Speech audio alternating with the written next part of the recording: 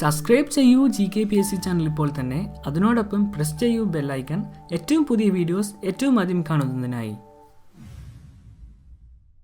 Hello കൂട്ടുകാരെ, നിങ്ങൾക്കെല്ലാവർക്കും GKPSCയുടെ പുതിയൊരു എപ്പിസോഡിലേക്ക് സ്വാഗതം.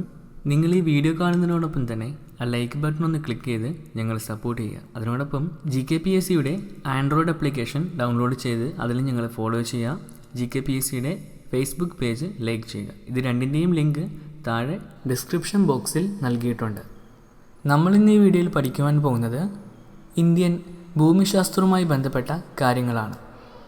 ഇന്ത്യയുടെ കാലാവസ്ഥ. കാലാവസ്ഥയെക്കുറിച്ചുള്ള പഠനമാണ് മെറ്റീരിയോളജി. ഓർമ്മിക്കുക, കാലാവസ്ഥയെക്കുറിച്ചുള്ള പഠനമാണ് മെറ്റീരിയോളജി.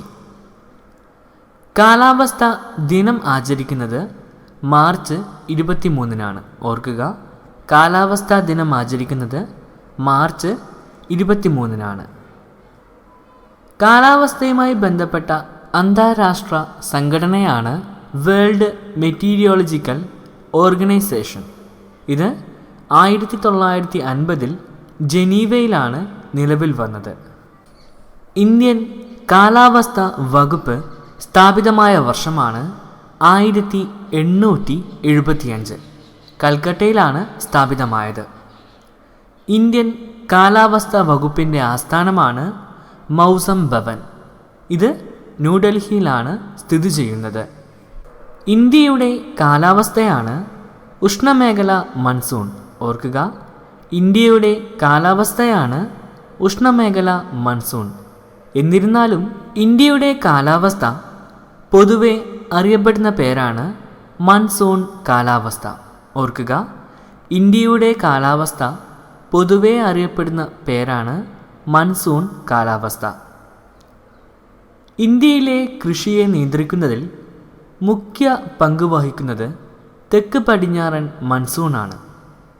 ഓർക്കുക, ഇന്ത്യയിലെ കൃഷിയെ നിയന്ത്രിക്കുന്നതിൽ മുഖ്യ പങ്ക് വഹിക്കുന്നത് തെക്ക് പടിഞ്ഞാറൻ മൺസൂണാണ്. മൺസൂൺ എന്ന പദം അഥവാ ഋതുക്കൾ എന്നർത്ഥം വരുന്ന ഈ പദം ഒരു അറബി വാക്കാണ്. അറബിയിലെ മൗസിം എന്ന വാക്കിൽ നിന്നാണ് മൺസൂൺ എന്ന വാക്ക് രൂപം കൊണ്ടത്. പർവ്വത നിരകളുടെ സ്ഥാനവും മഴക്കാറുകളുടെ ദിശയുമാണ് ഇന്ത്യൻ കാലാവസ്ഥയെ സ്വാധീനിക്കുന്ന പ്രധാന ഘടകങ്ങൾ. ഇന്ത്യൻ കാലാവസ്ഥയുടെ പ്രധാനപ്പെട്ട സവിശേഷതയാണ് മാറി മാറി വരുന്ന ഋതുക്കൾ. ഋതുക്കളുടെ അവസാനമില്ലാത്ത നാട് എന്നറിയപ്പെടുന്ന രാജ്യമാണ് ഇന്ത്യ. ഇന്ത്യയിലെ കാലാവസ്ഥയെ 8 മേഖലകളായി തരംതിരിച്ചിരിക്കുന്നു. ഒന്നാമതായി വരണ്ട മൺസൂൺ കാലാവസ്ഥ. ഇത് ഇന്ത്യയുടെ പടിഞ്ഞാറൻ തീരത്താണ് അനുഭവപ്പെടുന്നത്, പ്രധാനമായും ദക്ഷിണ ഗോവ ഭാഗങ്ങളിൽ. രണ്ടാമത്തേത് വരണ്ട മൺസൂൺ വേനൽക്കാലം. ഇത് തമിഴ്നാട് ഭാഗത്തെ കൊറമാൻഡൽ തീരത്താണ് പ്രധാനമായും അനുഭവപ്പെടുന്നത്. മൂന്നാമത്തേത് ട്രോപ്പിക്കൽ സാവന്ന. ഇത് പെൻസുലാർ പീഠഭൂമിയിലാണ് അനുഭവപ്പെടുന്നത്, അതായത് ഉഷ്ണമേഖലയുടെ തെക്കുഭാഗം. നാലാമത്തേത് സെമി ആരിഡ് സ്റ്റെപ്പി കാലാവസ്ഥ. ഇത് വടക്ക് പടിഞ്ഞാറൻ ഗുജറാത്ത്, പഞ്ചാബ്, അതേപോലെ രാജസ്ഥാൻ സംസ്ഥാനത്തിൻ്റെ ചില ഭാഗങ്ങളിലായി അനുഭവപ്പെടുന്നു. അഞ്ചാമത്തേത് വരണ്ട മരുഭൂമി. ഇത് രാജസ്ഥാനിൻ്റെ പടിഞ്ഞാറൻ ഭാഗമാണ്. വളരെ ചൂടേറിയ കാലാവസ്ഥയാണ് ഇവിടുത്തേത്. ആറാമത്തേതാണ് വരണ്ട ശൈത്യ മൺസൂൺ. ഗംഗാതടം, രാജസ്ഥാൻ്റെ കിഴക്കുഭാഗം, മധ്യപ്രദേശിൻ്റെ വടക്കുഭാഗം, വടക്ക് കിഴക്ക് ഇന്ത്യയുടെ മിക്ക ഭാഗവും ഈ കാലാവസ്ഥയിൽ ഉൾപ്പെടുന്നു. ഏഴാമത്തേതാണ് തണുത്ത ശൈത്യ മഞ്ഞുകാലം. ഇത് പ്രധാനമായും അനുഭവപ്പെടുന്നത് അരുണാചൽ പ്രദേശിലാണ്. ഇന്ത്യൻ കാലാവസ്ഥയെ സ്വാധീനിക്കുന്ന പ്രധാന ഘടകങ്ങളാണ് ഇന്ത്യ സ്ഥിതി ചെയ്യുന്ന സ്ഥാനം, അതായത് അക്ഷാംശം. ഇന്ത്യയുടെ അക്ഷാംശ സ്ഥാനമാണ് 8 ഡിഗ്രി 41 നോർത്തിനും 37°6' നോർത്തിനും ഇടയിലാണ് ഇന്ത്യയുടെ അക്ഷാംശ സ്ഥാനം സ്ഥിതി ചെയ്യുന്നത്. ഇന്ത്യയിലൂടെ കടന്നു പോകുന്ന പ്രധാന രേഖയാണ് ഉത്തരായന രേഖ. ഓർത്തു വെക്കുക, PSC സാധാരണ ചോദിക്കാറുള്ള ചോദ്യമാണ്. ഇന്ത്യയിലൂടെ കടന്നു പോകുന്ന പ്രധാന രേഖ ഏതാണ്? ഇന്ത്യയിലൂടെ കടന്നു പോകുന്ന പ്രധാന രേഖയാണ് ഉത്തരായന രേഖ, അതായത് ട്രോപ്പിക് ഓഫ് ക്യാൻസർ. ഇതിൽ ഇന്ത്യയിലെ 8 സംസ്ഥാനങ്ങളിലൂടെ കടന്നു പോകുന്ന രേഖയാണ് 23.5° ഉത്തരായന രേഖ. ഉത്തരായന രേഖ തെക്കേ ഇന്ത്യയെ അത്യുഷ്ണ മേഖലയായും വടക്കേ ഇന്ത്യയെ ഉഷ്ണതാപ മേഖലയായും വേർതിരിക്കുന്നു. ഇന്ത്യയുടെ സ്ഥാനം കഴിഞ്ഞാൽ ഇന്ത്യയുടെ കാലാവസ്ഥയെ സ്വാധീനിക്കുന്ന മറ്റ് പ്രധാന ഘടകങ്ങളാണ് ഹിമാലയ പർവ്വതം, ഇന്ത്യയുടെ ഉയരം, കടലിൽ നിന്നുള്ള അകലം, കരയും ജലവും തമ്മിലുള്ള തരംതിരിക്കൽ എന്നിവ. ഇനി നമുക്ക് ഇന്ത്യയിലെ സസ്യജാലങ്ങളെക്കുറിച്ച് പഠിക്കാം. ഇന്ത്യയിൽ പ്രധാനമായും 5 തരത്തിലുള്ള വനങ്ങളാണ് ഉള്ളത്. വ്യത്യസ്ത കാലാവസ്ഥകളുടെ ഫലമായി ഇന്ത്യയിലെ വനങ്ങളെ അഥവാ സസ്യജാലങ്ങളെ 5ആയി തരംതിരിച്ചിരിക്കുന്നു.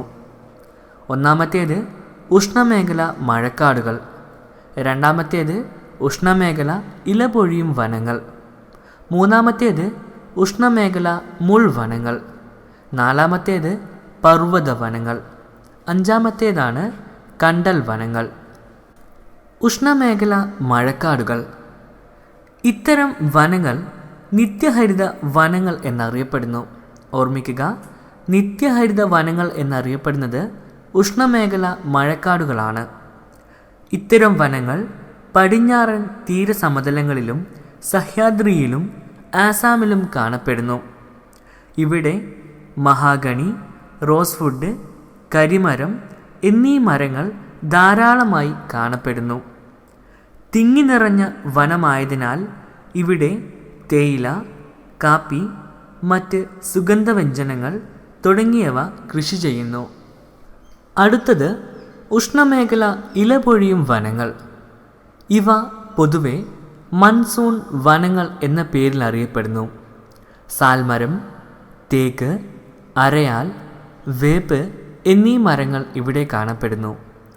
ഇത്തരം വനങ്ങൾ മധ്യപ്രദേശ്, ഉത്തർപ്രദേശ്, ബീഹാർ, ജാർഖണ്ഡ്, ഛത്തീസ്ഗഡ്, ഒഡീഷ, മഹാരാഷ്ട്ര എന്നീ സംസ്ഥാനങ്ങളിലാണ് കാണപ്പെടുന്നത്. അടുത്തത് ഉഷ്ണമേഖല മുൾവനങ്ങൾ. 50 സെൻറ്റിമീറ്ററിൽ താഴെ മഴ ലഭിക്കുന്ന പ്രദേശങ്ങളിലാണ് ഇത്തരം വനങ്ങൾ കാണപ്പെടുന്നത്. കള്ളിമുൾച്ചെടി, ബബൂൽ തുടങ്ങിയ ചെടികൾ ഇവിടെ വളരുന്നു. രാജസ്ഥാൻ, പഞ്ചാബ്, ഹരിയാന, പശ്ചിമഘട്ടത്തിൻ്റെ കിഴക്കൻ ചെരിവുകൾ, ഗുജറാത്ത് എന്നിവിടങ്ങളിൽ ഉഷ്ണമേഖല മുൾവനങ്ങൾ കാണപ്പെടുന്നു. അടുത്തത് പർവ്വത വനങ്ങൾ.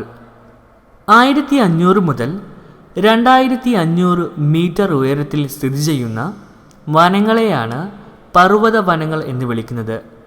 മിക്ക ചെടികളും കോണാകൃതിയിലാണ് വളരുന്നത്. പെൻ, ദേവദാരു എന്നീ മരങ്ങളാണ് ഇവിടെ പ്രധാനമായും കാണപ്പെടുന്നത്. അടുത്തത് കണ്ടൽ വനങ്ങൾ. ഇത്തരം വനങ്ങൾ ഉപ്പുജല സാന്നിധ്യമുള്ള പ്രദേശങ്ങളിലാണ് വളരുന്നത്. പശ്ചിമ ബംഗാളിലെ സുന്ദർബൻ ഡെൽറ്റയിലും ആൻഡമാൻ നിക്കോബാർ ദ്വീപുകളിലും ഇവ കാണപ്പെടുന്നു. പശ്ചിമ ബംഗാളിലെ സുന്ദർബന് ആ പേര് ലഭിക്കുവാൻ കാരണം അവിടെ സുന്ദരി എന്ന പേരുള്ള ഒരിനം ചെടി ധാരാളമായി കാണപ്പെടുന്നത് കൊണ്ടാണ്. അപ്പോൾ കൂട്ടുകാരെ, ഇത്രയും കാര്യങ്ങളാണ് ഞാൻ ഈ വീഡിയോയിൽ ഉൾപ്പെടുത്തിയിരിക്കുന്നത്. ഈ വീഡിയോ നിങ്ങൾക്ക് എല്ലാവർക്കും ഇഷ്ടമായി എന്ന് വിശ്വസിക്കുന്നു. ഇഷ്ടമായി എങ്കിൽ ലൈക്ക് ചെയ്യുക. നിങ്ങളുടെ നിർദ്ദേശങ്ങളും അഭിപ്രായങ്ങളും താഴെ കമൻറ്റ് ബോക്സിൽ രേഖപ്പെടുത്തുക. PSCക്ക് പഠിക്കുന്ന നിങ്ങളുടെ മറ്റ് സുഹൃത്തുക്കളുമായി ഈ വീഡിയോ ഇപ്പോൾ തന്നെ ഷെയർ ചെയ്യുക. കൂടുതൽ വീഡിയോസ് ലഭിക്കുന്നതിനായി എൻ്റെ ചാനൽ സബ്സ്ക്രൈബ് ചെയ്യുക. അപ്പോൾ മറ്റൊരു വീഡിയോയിൽ കണ്ടുമുട്ടും വരെ എൻ്റെ എല്ലാ കൂട്ടുകാർക്കും നന്ദി, നമസ്കാരം.